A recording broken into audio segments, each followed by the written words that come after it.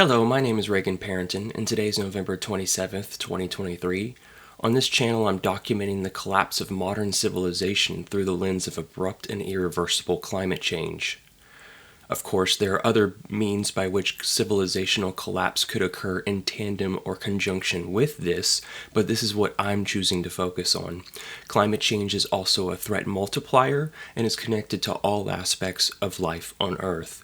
I know this is pointless because no one will be around to watch these videos when humans cease to exist on Earth, but in my heart and at the end of the day, I know that at least I told the truth about what was happening while the masses remained silent and willfully ignorant.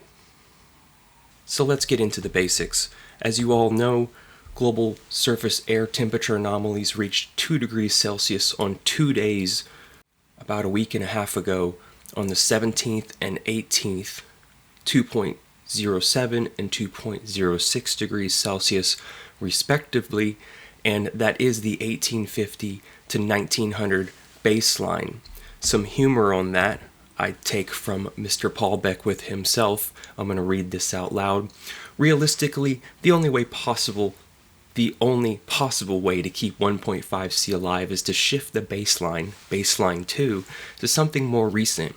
I suggest 1980 to 2010, and then we have some leeway. Looks bad if we shift the baseline too often. Alternately, we can say the 10-year or even better 20-year moving average needs to be at 1.5 or 2 degrees Celsius, for example. That gives us a little bit more time to feel good about ourselves. Last time the baseline was shifted was a decade or two ago with no announcement or fuss. We shifted it to the present, 1850 to 1900, from the original 1750 baseline, but neglected to add the 0.2 to 0.3 degrees Celsius difference. When the 1.5 and 2 temperature limits were first discussed by the IPCC, they were relative to baseline 1, which was the 1750. With our present baseline, the 1850 to 1900, the second baseline, we will have a full year above 2 degrees Celsius by 2038. All fun and games. Thank you, Mr. Beckwith. Pulling this from Climate Reanalyzer, also suggestion from him on the 2 meter temperature anomalies around the planet.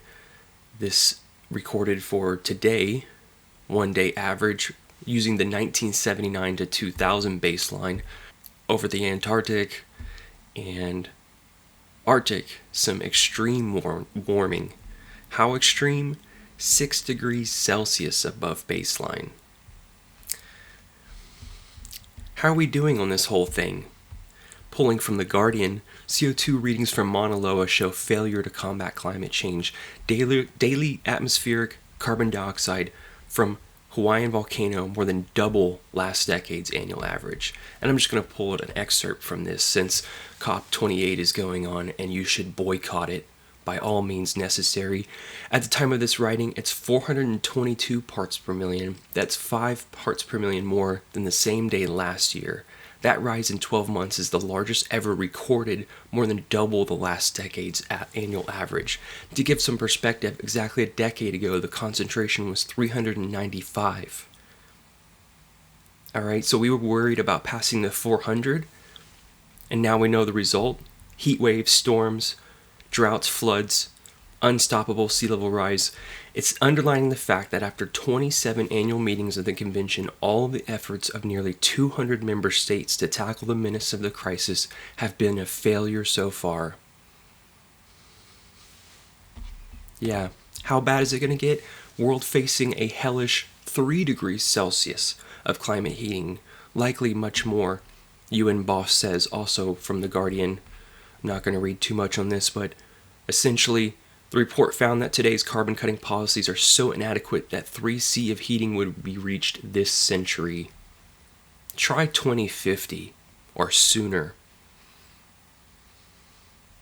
Okay, moment of silence. To get on track, the agreed target of 1.5, which we can all agree is dead, 22 billion tons of CO2 must be cut from the current projected total in 2030. That's 42% of global emissions and the equivalent to the output of 5 worst polluters: China, US, India, Russia, and Japan. There's no person or economy left on the planet untouched by climate change. Present trends are racing down a dead-end 3-degree temperature rise, Guterres says. Failure of leadership, betrayal of the vulnerable, and a massive missed opportunity. Right. Renewables have never been cheaper or more accessible. Are they? I can't even afford a backup power generator. I'm trying to buy a solar, and it's still somewhat out of my budget right now, because nobody has $500 to spare on a whim. There's no time left for delay, blah blah, the same jargon we've been hearing. And where are our leaders? Absent. Biden to miss COP28.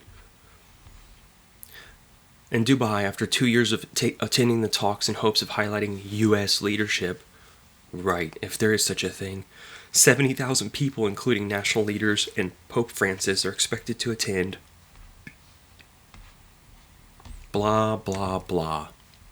We need to let go of carbon capture as solutions to climate change. International Energy Agency says just 1% of global investment in clean energy has come from oil and gas companies. Just 1%.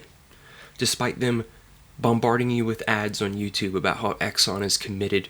It's lies. It's lies. They need to let go of the illusion that carbon capture technology is a solution. Just how much of an illusion is it? They would need to invest 50% of capital expenditures in clean energy projects by 2030 to limit to 1.5.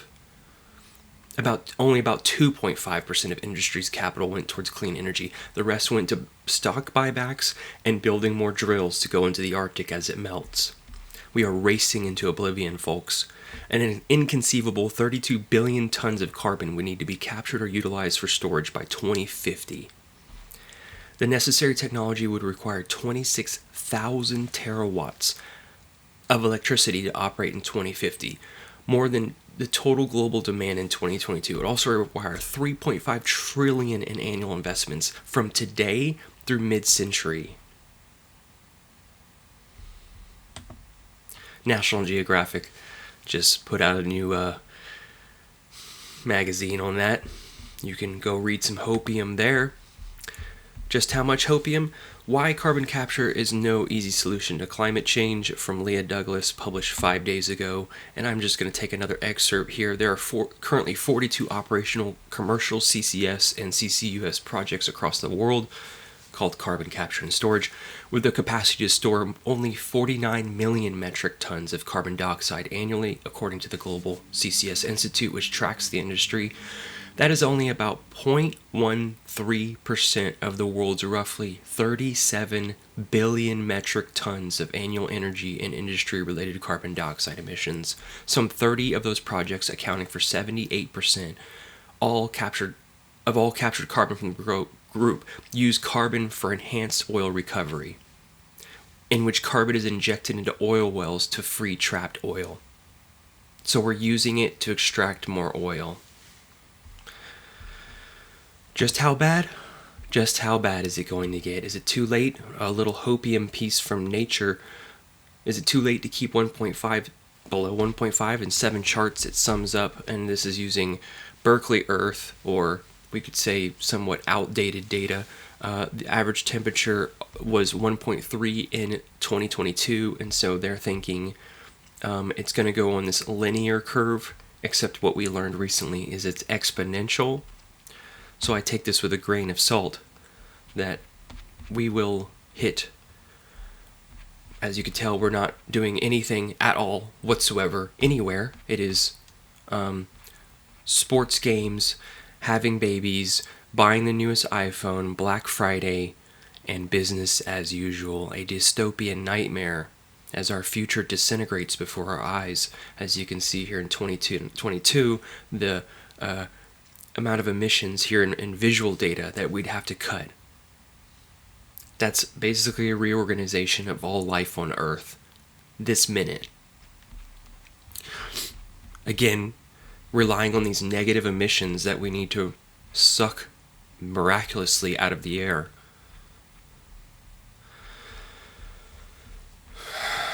I can't look at this for too long because it's just so out of control. Out of control. Peru glaciers decimated by climate change. Peru has lost 56% of its tropical glaciers in the last 6 decades due to CC. Peru holds 68% of the world's tropical glaciers. And so they used satellite imagery until 2020 to show that 2,084 glaciers are covering about 1,050 square kilometers. In 4 years, from 2016 to 2020, we have almost lost 6% of these high mountain glaciers. And if you don't think that's going to affect billions of people, then you are extremely deluded and confused individual. That means we have lost more than half of our water reserves. Environment Minister Albina Ruiz.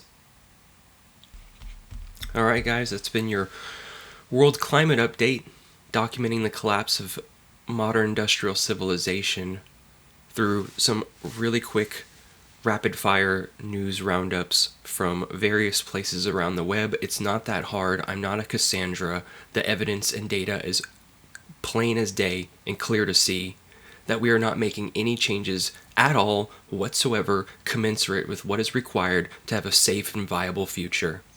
I anticipate us to be at a 2 degrees Celsius world next decade, 3 degrees by the 2030s, late 2030s, 4 degrees by 2040, and 5 degrees by 2050. It'll be an absolute hell on earth, catastrophic, nightmarish situation for all inhabitants on Earth. And we're not doing a damn thing. So I guess go vote for Trump. Have a good week. I'll talk to you soon.